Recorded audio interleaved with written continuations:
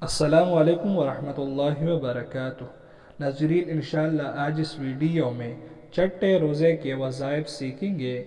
بعد از نماز فجر سورہ العمران آیت نمبر 26۔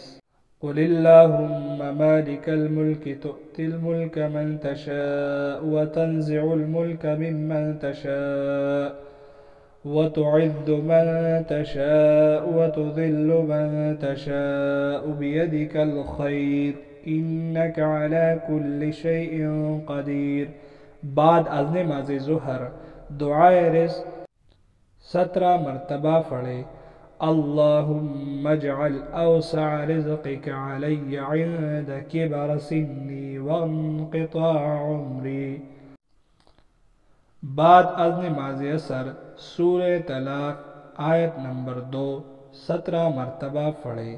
فَإِذَا بَلَغْنَ أَجَلَهُنَّ فَأَمْسِكُوهُنَّ بِمَعْرُوفٍ أَوْ فَارِقُوهُنَّ بِمَعْرُوفٍ وَأَشْهِدُوا ذَوِي عَدْلٍ مِّنكُمْ وَأَقِيمُوا الشَّهَادَةَ لِلَّهِ ذَلِكُمْ يُوعَظُ بِهِ مَنْ كَانَ يُؤْمِنُ بِاللَّهِ وَالْيَوْمِ الْآخِرِ وَمَنْ يَتَّقِ اللَّهَ يَجْعَلْ لَهُ مَخْرَجًا۔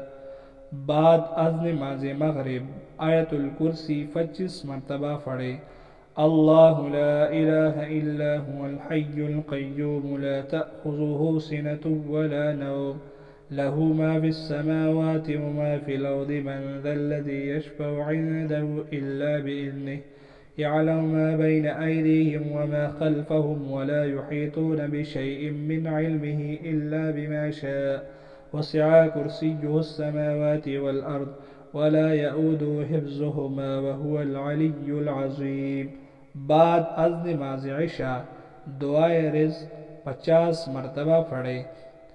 دعائے رزق لا الہ الا اللہ الملک الحق المبین محمد الرسول اللہ صادق الوعد الامین۔ اس ویڈیو میں صرف اتنے ہی۔ اللہ حافظ۔